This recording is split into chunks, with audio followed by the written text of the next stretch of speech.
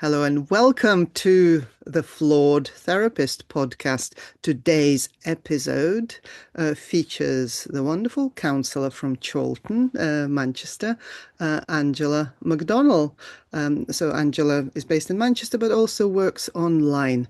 So thank you so much, Angela, for agreeing to do this. Really look forward to chatting to you. I know we know each other a little bit, but I would love to find out all about your flaws. But before we do that, feel free to say anything positive about the wonderful experience of being a counsellor and any of your achievements. And then it'll be all downhill from then. Okay, so we'll pause the flawed parts for now. By the way, Marsha, I absolutely love the name of the podcast, The Flawed Therapist. So when you invited me to come on and speak, I thought, yeah, that's a bit of me. So we'll come back to that. So a little bit about me. Okay. I really, really love being a counsellor. It is such a deep honour to do the work that we do. I've been doing it for about 15 years and I would not want to be doing anything else in the world, including all of my flawed therapist traits. Yeah. You Have you sound very prepared self. questions, Marsha? Have you prepared questions? I do have some questions, but we'll go with the flow and see how it goes. So yes, it sounds like you're very accepting of yourself as a therapist with all your flaws. So I'm hoping for some juicy bits. So tell us what's not so glamorous about being a counselor, a therapist. What's hard about it? Okay, what's not so glamorous? Actually, I don't see it as a glamorous role Mm, at all. I see okay. it as a very real and very raw and very human role. I might even be a little concerned if I started to feel into it being glamorous. But what is difficult or, a little bit more challenging, um, the self-care, Mm. the self-maintenance, so that I am, capable and able and present. That is also a joy. That is also the work, that is my work. And that is ongoing. And it isn't all, that definitely isn't glamorous. Um, Beautiful in times. We'll pause that. So there's the mind, there's the what I have to do to turn up to be well and present and available. And then there's that admin. I mean, you will have heard that before. Oh yes. Will have heard that before, the diary management, the emails, the note taking, the room preparing, the room tidying up, all those things that go on behind the scenes, that prepare me to be with clients and then help me to, transition from client work back into the business of living. So there's something about all the in between the client sessions, between the actual work that you do, all the things that need to happen behind the scenes for you to be able to offer what you offer. Yes, it is. It is a challenge and certainly doesn't feel glamorous. I have seen and heard people who don't work in mental health sometimes have an idea that if we are therapists or counselors, that it means that we are sorted, perfectly functional, we have great relationships, we've healed. Um, and I wonder if there's anything your clients would be surprised to learn about you as a real human being. I'm sure there's an awful lot that my clients would be surprised about, for me being a real human being, very client dependent as well, of course. Mm. You know, perhaps the very old car that I drive, that's skip and tip on wheels. Um, Yeah, so you don't drive a fancy posh car. Yeah, that's a complaint I hear sometimes that private therapists charge so much, they must be rolling in it. We're not rolling in it. right. And sometimes, but perhaps, that brings up, stories for people or associations of people, am I capable of holding space if I haven't got my life sorted? There'd be ideas about the car, um, being a, a symbol perhaps of how successful a person is. So Mm. yeah, I live in a very modest home. If I drive a very modest car, that would be the financial piece. And then um, they would possibly be surprised to see that, wow, I get triggered. You Wow, know, really? Really? How human emotions, human reactions? Yeah, yeah. absolutely. I get triggered. I get cross. I get cross. I get grumpy. If people jump in the queue, I can be very outspoken. Lots of things that at a quick glance, people may be surprised about. Yes, and obviously our nearest and dearest know us in a very different light from our clients. Whilst um, I, I'm sure you do, I try to be a real human being in the therapy room, but um, hopefully the clients get the best of us, but not always our families and friends. So if your nearest and dearest, people who know you well, if they were to moan about you, what would they say? I'm fiery. You're I'm fiery. fiery. Fiery. I'm a difficult woman, Marsha. I'm a difficult woman. Mm. Um, you want to give us an example? What of a difficult behavior? What sort of thing might you do?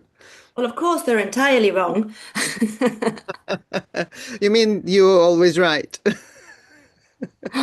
Absolutely. I mean, and that would be part of it. That would be part of it. They do perhaps experience me as opinionated and fiery. Can I come up with an example? Oh, I'm struggling. When am I fiery? I think it's just my delivery. Mm, mm, It's perhaps rather than it being the words that are spoken or um, the actual conversational piece. I think it's my delivery yeah. sometimes can be very, like I'm gesticulating with my hands now, perhaps be a lot. Okay. I was just thinking I could ask you really annoying questions so that we could trigger the fire in us, but maybe that would be mean. Um, so, so thinking back on your career in counseling therapy over the last 15 years, is that right? So I'm sure in that time you've had plenty of opportunities to make mistakes. And so I'm wondering if you can think of any kind of regrets, any uh, squirmy times, when you realized, oh shit, I shouldn't have done that. That was wrong. And anything you wish you could have done differently. And of course, this is a learning process, so we learn from our mistakes. But anything you can share about your flaws and your mistakes. Mm.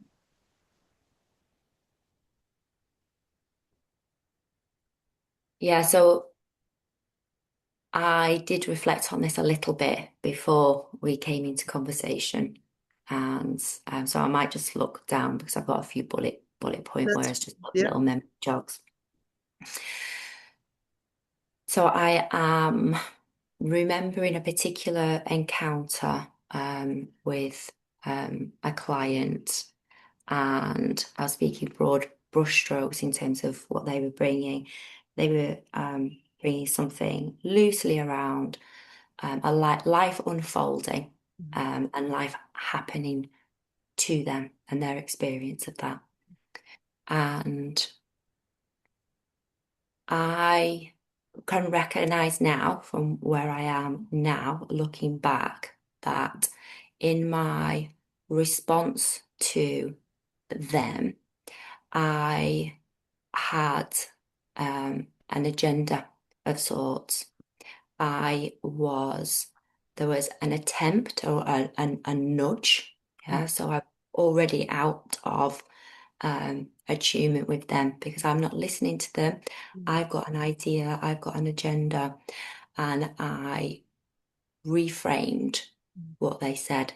And mm, I possibly reframed it, you know, on repeat. mm, mm.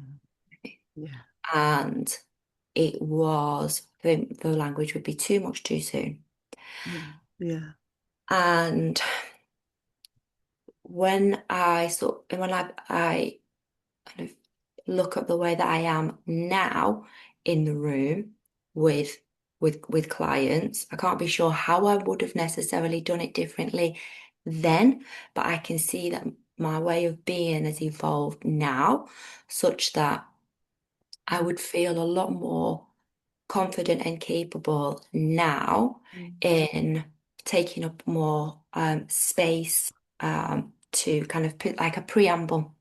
You mm, know, these days I might say something along the lines of something's coming up for me and I'm wondering if you might be willing to, you mm, know, explore or and then it's invitational. There's something coming up for me and I don't have an agenda, yeah. you know, or I might say, I'm wondering, how about we knock on this door and we'll see if there's something there? And there might be, there might not.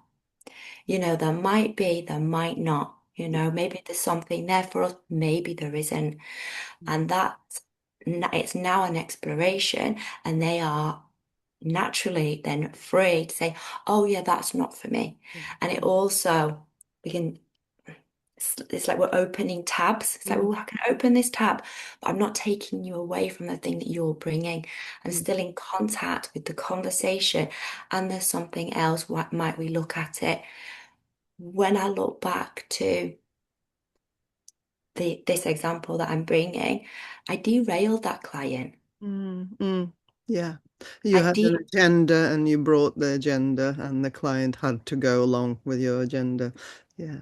Yeah. Whereas what you're describing, what you do now is much more permission giving.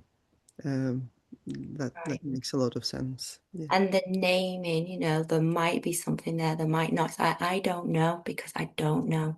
Mm, And that perhaps that earlier version of me was, you know, in the unknowing, you know. yeah. Yeah, I think we might call that, what do we Yeah. call that? Un Unconscious incompetence or something Yeah. like this. But Mm, and that visited me for mm, quite a long time. It's taken me a long time really to kind of really get for myself, you know, how that was for me and how it might have been for the client. So, yeah. So then not knowing or accepting the possibility that we may be not the wisest and most experienced person in the room, that can be quite hard because we study for so many years. We have to jump through multiple hoops in order to get the qualifications, accreditations, whatever hoops we jump through. And clients sometimes will look up to mental health professionals and will expect to be led. And I think I've certainly fallen into that trap of, oh yes, I know exactly what we need to do.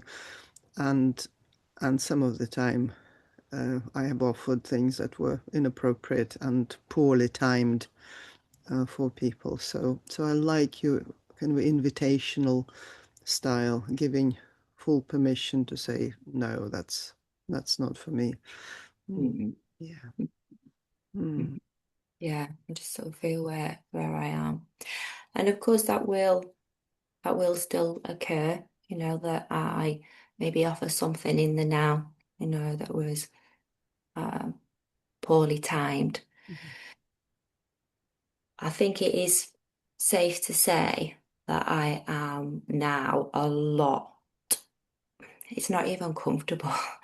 I am very accepting and knowing that I really am not the expert of the other person in their life. Mm. That's a feature, not a bug. So if you make a mistake and if you know that you've screwed up, like maybe in the session, you think, oh, I shouldn't have said that. Or maybe you realize that between sessions, um, do you convey that to clients? I know there's no generalization. And, how would do you apologize? Do you take your words back? How do you repair it when you do repair it consciously? Mhm. Sometimes that might happen in the immediacy of the moment, you know, um, or I sense I may not have quite got that, or I sense I may not have languaged that in the best way. I'm wondering what's happening for you in this moment, or I'm wondering what happened when you received those words. Mm. Mm. Um, that would be an example of, like an in the moment acknowledgement. Mm. And then perhaps if something carries over for me between sessions, then I may find a time in the session, usually at the beginning. You know, I wonder if we could just spend a few moments reflecting on from our last conversation. Mm. Something's come up for me, and I wonder if you'd be willing to hear that, or I wonder if there might be something useful for us in our work in just returning to that together now. Mm. That sounds very collaborative. And I remember in my early days of um, practice, I remember if I realized I messed up and it was so squirmy. And at the time, my strategy was, I hope they didn't notice. I hope we can just draw a veil over this and forget about what I just said or done. And I try to be much more transparent about it now if I make a mistake. So it's good to hear how different people approach that uh, repair. Mm, yeah, Mm, because many people will not necessarily challenge you, but sometimes they will. What happens if it mm. happens when clients challenge you openly and say, actually, that wasn't helpful. I didn't like that. I don't want to do that. I don't want to talk about this. Um, I love it. I love tell me more. What do you love about it? I love it. In that moment, I am often then in contact with, fantastic. This person is now in contact with a sense of their own rightness, their own agency, and they are advocating for self. And that is so much, so often at the center of the work, like how much can a person attune to themselves and their own needs in a particular moment, and how courageous can they be to speak and advocate. And it also indicates that there's perhaps a degree of safety here, that they Fantastic. can actually bring that and speak it and say it. Yeah. Yeah, yeah. So when they can challenge you, when they can get angry with you, frustrated with you, yeah, that indicates the level of safety in the relationship. I love that. Yeah. Hmm. Mm. So you And mentioned, yeah. yeah, and so this came up for me really, really early in my training. So Mm. when I was in my practice placement Yeah. before I Yeah. was qualified, I was in a conversation with another, and there was really big, expression of anger, really, and I it was really early days, Mm. and even in that moment, I was a good trainer behind me and a good supervision behind me. I was able to sit back, really, I was really able to sit back and receive that person in this moment and think and be like, okay, this is really happening. This is the work. Mm. This is the work. That person did come back and we were able to then explore what happened. And it ended up being a really it was a really poignant moment. It was good. Yeah, fantastic. Well, so you were able to work with anger and not shy away from anger really early on. And my hat off to you, because for me that has been quite a long journey, being comfortable with anger in the room, the client's anger, my own anger. So I wonder, is there any particular emotion or state of being Mm. that you find difficult to be around? Is there, so if you're comfortable with being with anger, is there any state, or I'm not talking about diagnosis necessarily, but is there anything that does challenge you and makes it difficult for you to be fully present with the client? Yes, so this would be speaking about an experience. Mm, So I find still now today mhm, that I am personally challenged when I'm working with somebody who's in an unhealthy relationship and mm. they keep choosing the relationship. Yeah, yeah. Yeah, that that's an area of ongoing work for And me. what happens for you when you realize that this is the work that needs to be done? How do you experience that yourself? I am very aware in myself of the potential for there to be an impatience Mm. that arises in me because then I'm in a gender again. Yeah, yeah. Then I have the possibility of I know best again. So it is still around, you know. Yeah, Um, yeah, yeah. but it's in those experiences that I notice I am internally, working a little bit harder to really stay in contact with the client because I'll have some stuff going on. Mm. Yeah, yeah. And I guess that's the sort of thing you may take to supervision. Absolutely, absolutely. It's the potential for me to become more directive in those moments. So I work with that, and it's Mm. that's a supervision one, isn't it, Marsha? Yeah, Yeah. absolutely. So Mm. is there anything else on your list of things that you thought of to talk about? Any Yes. flaws, mistakes, fuck ups? Oh, this is so cringy. It's horrid. Oh, let's have cringy. Oh, it's horrid. Aha. I was working online with somebody and an opportunity came up for us to include a little bit of movement. Mhm. And so I had on um, trousers and a top that fastens underneath. Mm. Okay, okay. And between sessions, um, been away from the screen. And as I sat in front of this person and pushed the laptop away to stand up to do some movement, my top that should have been fastened under the bottom was not fastened under the bottom. Oh dear, wardrobe malfunction. Oh, painful.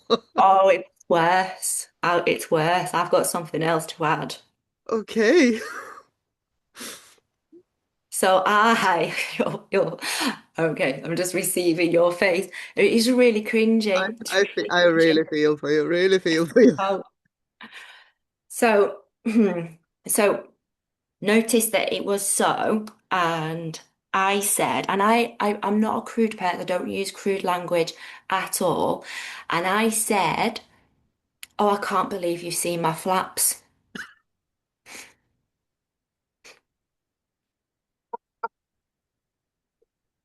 Oh, Happened. oh, I really, priceless. I hope the person had a good sense of humor. I mean, those words should just never be. There's just not words to be spoken that they came into an encounter with a client in a session. Oh, that came to haunt me for a little bit of time. Oh, Oh, I really feel for you. Yeah, yeah. Thank you for sharing that. This will provide a lot of delight and entertainment, no doubt, for many therapists watching who've had a variety of wardrobe malfunctions. That um, love that. I really love that. Thank you for sharing. It's a very, very, very flawed therapist moment that. Yeah, yeah. No, love it, love it. So, is there anything else that comes to mind that you would like to share? We've got maybe a few more minutes um, if there's any other example of your humanness that you have for us. Yeah, let me have a little. Yeah, I mean, I'll do that one. Yeah, there's a little bit of a humanness one here. Um, I recently I was working outside, and I do come prepared with um kit, creative resources and paper and stones and the like. Outside, as do you do walk and talk therapy? Do walk and talk and include very much include the creative elements and include the landscape as well. But yeah, we can call it the walk and talk. And this was walk and talk with a seating and mat and creation with nature. And I brought along a mugwort stick Mhm. and I offered it, as an adjunct to what was occurring, which is which was me with an agenda, which is also has associations for people. What is this? What does it mean? Is that congruent with the other person and their religious or spiritual or cultural beliefs? So you offered it like as a smudge, like as a kind of a space clearing type of thing or energy clearing. Yeah, yeah, okay. Right. And that was a real misattunement. It Um, didn't fit. Yeah. It did not fit that. It did not fit that person. So perhaps I was meeting my need Yeah. there. Yeah, that's interesting because many people do love, Palo Santo or sage. Sometimes, yeah, it's rare to hear mugwort being used, but that's lovely. I guess you gathered it yourself, so that's really special. Or even things like scented candles. But a lot of people are really sensitive to smells. Like I'm quite sensitive. If I walk into a room and there's been incense or scented candle, or like, oh, I gag. Yeah. So, so yes, yeah, that's a good point. Even outside, people might be impacted, and the ritual part of it doesn't necessarily fit. Mm, I right. It agree. shifts it then to feeling like a ritual and then Yeah, and what is that? And did they ask for that? yeah, No, they didn't in yeah, this instance. yeah. So Yeah, so useful lesson in terms of asking for permission and whether something fits for the person. Yeah, yeah, always learning. yeah. And I guess any form of therapy, counseling is a ritual in itself. I guess when we go outside the whatever the normal parameters of the ritual are for the client, Mm, can be, it can take them by surprise, and it might, it may or may not fit. I think sometimes surprises are okay, but sometimes, especially if there is like a cultural sensitivity, mm, kind of checking in is useful. Oh, thank you for that. So I do go on about smells to people and say, don't do smelly things unless you've asked. Yeah, so. Well, is there anything else you'd like to add to your experience of being an imperfect mm. artist? Um, This is the work so often, is that, yeah, how can we be each of us? how can each of us be with our own imperfect selves, and for myself, how do I circle back to, compassion for self? And, this is it. This is the piece, We're not striving to be perfect. Mm. And that's a good question. How do you circle back to compassion Mm. for yourself? Like when you have a clothing challenge in front of a Zoom camera, or when you um, smother the client with inappropriate smells. So what's your way of reminding yourself of you being human and bringing that compassion in? Yeah. Um, I d yeah, it's perhaps for me not a kind of reminding of something. Um,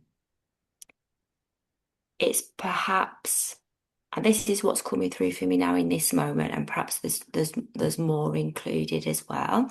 Um, but I have a real belief, sense, knowing, trust. I have a real trust in the divine guidance or divine unfolding of life itself.